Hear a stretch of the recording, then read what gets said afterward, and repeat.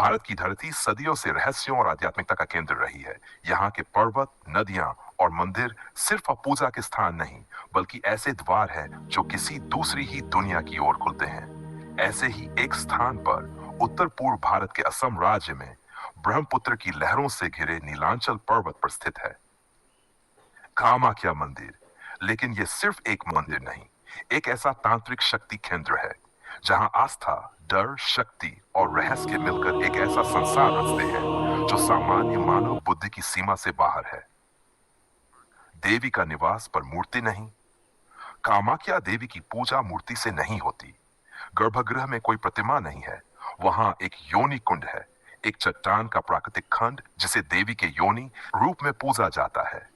यह वही अंग है जिससे सृष्टि का आरंभ होता है और जिसे समाज अक्सर संकोच या शर्म की दृष्टि से देखता है। यही तो रहस्य है कामाख्या का, जहां जन्म का स्रोत ही परम शक्ति है, जहां जीवन देने वाला अंग पूजा का केंद्र है। और यही इस मंदिर की आत्मा है। मां सती भगवान शिव की अर्धांगिनी थीं। उनका विवाह तो शिव से हुआ, लेकिन उनका पिता राजा दक्ष इस विवाह से संतुष्ट नहीं था। एक दिन राजा दक्ष ने एक भव्य यज्ञ आयोजित किया और सभी देवताओं को आमंत्रित किया, पर जानबूझकर भगवान शिव और सती को नहीं बुलाया। मां सती को जब यह ज्ञात हुआ तो उन्होंने आग्रह कर शिव से यज्ञ में जाने की अनुमति मांगी। शिव ने मना किया, लेकिन सती अपने पिता के अपमानजनक व्यवहार को बदलने की आशा लिए वहां पहुंची। परंतु वहां जाकर जो अपमान उन्होंने देखा, शिव का तिरस्कार, उनका मजाक, उसे सहन नहीं कर सकी। मां सती ने उसी यज्ञ वेदी में आत्मदाह कर लिया। जब शिव को यह समाचार मिला तो उनका क्रोध आकाश फाड़ देने वाला था। उन्होंने सती के मृत शरीर को उठाया और पूरे ब्रह्मांड में तांडव करने लगे। इस तांडव से त्राहिमाम मच गया और तब भगवान विष्णु ने अपने सुदर्शन चक्र से सती के शरीर को बाजेट भागों में विभाजित कर दिया। जहां जहां मां सती के अंग गिरे, वहां वहां शक्ति पीठों की स्थापना हुई और नीलांचल पर्वत पर मां सती का योनि भाग गिरा, जिसे कामाख्या कहा गया। कामाख्या, जहां शक्ति स्वयं सत्रित्व बनकर पूजी जाती है। इसीलिए कामाख्या मंदिर में देवी की मूर्ति नहीं, बल्कि उनका योनि स्वरूप पूजा जाता है। यह सत्री शक्ति का वह केंद्र है जहां सृजन की शक्ति को सर्वोच्च माना गया है। यह स्थान समाज की उस सोच को चुनौती देता है जो मासिक धर्म, स्त्रीत्व और योनि को अपवित्र मानती है। यहाँ वही रजस्वला देवी 3 दिन तक पूजी जाती है। 3 दिन जब देवी स्वयं रजस्वला होती हैं। हर साल जून महीने में एक ऐसा समय आता है जब माना जाता है कि देवी मासिक धर्म में होती हैं। इन 3 दिनों को अंबुबाची मेला कहते हैं। इन दिनों मंदिर बंद रहता है, देवी को आराम दिया जाता है। लेकिन चमत्कार तब होता है जब गर्भगृह से निकलने वाले झरने का पानी और मंदिर परिसर की जलधाराएं लाल रंग की हो जाती हैं। क्या यह विज्ञान है या चमत्कार? यह आज तक रहस्य है कि बिना किसी बाहरी कारण के पानी का रंग लाल क्यों हो जाता है। जब बलि से सिद्धि मिलती है, कामाख्या मंदिर में आज भी पशु बलि दी जाती है। हर दिन एक बकरे की बलि। लेकिन कहते हैं कि पुराने समय में यहाँ नर बलि भी दी जाती थी और यह आज भी किसी अंधेरे कोने में चुपचाप जारी है। क्यों? तांत्रिकों का मानना है कि बलि से शक्ति जागृत होती है, देवी प्रसन्न होती है और साधक को सिद्धियां प्राप्त होती हैं। यहाँ की रातें साधुओं, तांत्रिकों और अघोरियों की होती हैं। अमावस्या की रात को मंदिर का परिसर तंत्र मंत्र, हवन और भयावह साधनाओं का गवाह बनता है।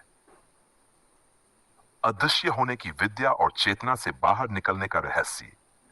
कई साधकों का दावा है कि कामाख्या के गर्भगृह में ध्यान करते समय उनकी आत्मा शरीर से बाहर निकल जाती है। कुछ कहते हैं यहाँ ऐसी काली विद्याएं सिखाई जाती हैं जिससे इंसान अदृश्य हो सकता है। और कुछ तो ये भी कहते हैं कि जो एक बार सच देख लेता है वह फिर कभी सामान्य जीवन नहीं जी पाता। कामाख्या, जहां मौत से आंख मिलाना होता है, यह स्थान सिर्फ श्रद्धालुओं का नहीं, बल्कि उन लोगों का है जो मृत्यु, आत्मा और परालौकिक शक्तियों से संवाद करना चाहते हैं। यहां साधक अपने जीवन को दांव पर लगाकर तांत्रिक सिद्धियां प्राप्त करते हैं और इनमें से कई या तो सिद्ध बनकर बाहर आते हैं या फिर गायब हो जाते हैं हमेशा के लिए। देवी की साड़ी हर साल क्यों लाल हो जाती है? हर साल अंबुबाची पर्व के बाद जो वस्त्र देवी को चढ़ाया जाता है वह रहस्यमयी रूप से खून के रंग जैसा लाल हो जाता है। वह वस्त्र भक्तों में इतना पवित्र माना जाता है कि दूर दूर से लोग उसे लेने आते हैं। कामाख्या का सिंदूर, क्यों सब चाहते हैं इसे? कामाख्या मंदिर का सिंदूर देवी की शक्ति का प्रतीक माना जाता है। कहते हैं जो इस सिंदूर को अपने माथे पर लगाता है उसे बुरी शक्तियां छू भी नहीं सकती, और स्त्रियों के लिए यह सौभाग्य और संतान प्राप्ति का वरदान बन जाता है। मुगल भी हार गए कामाख्या से। इतिहास में कई बार इस मंदिर को तोड़ने की कोशिश की गई। मुगलों ने इसे खंडहर बना दिया था, लेकिन हर बार यह मंदिर और अधिक शक्तिशाली होकर उभरा, क्योंकि यह सिर्फ पत्थरों से बना भवन नहीं, बल्कि देवी का जीवंत निवास है। तो क्या वाकई आज भी नर्बली दी जाती है? यह सवाल आज भी एक अधखुला रहस्य है। समय समय पर जंगलों में सिर कटे शवों की खबरें आती हैं, और हर बार शक की उंगली कामाख्या की ओर उठती है। सरकारें जांच करती हैं, लेकिन कभी कोई निष्कर्ष नहीं निकलता, क्योंकि शायद जो सच है वह कहने लायक नहीं होता, और जो कहा जाता है वह पूरा सच नहीं होता। कामाख्या सिर्फ एक मंदिर नहीं, एक भय और भक्ति के बीच का पुल है।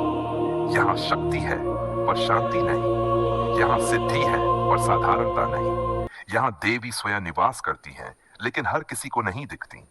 आपके अंदर श्रद्धा है, साहस है और सत्य जानने की आग है, तो ही आप इस मंदिर की गहराई को समझ पाएंगे। वरना कामाख्या सिर्फ एक रहस्य रह जाएगी।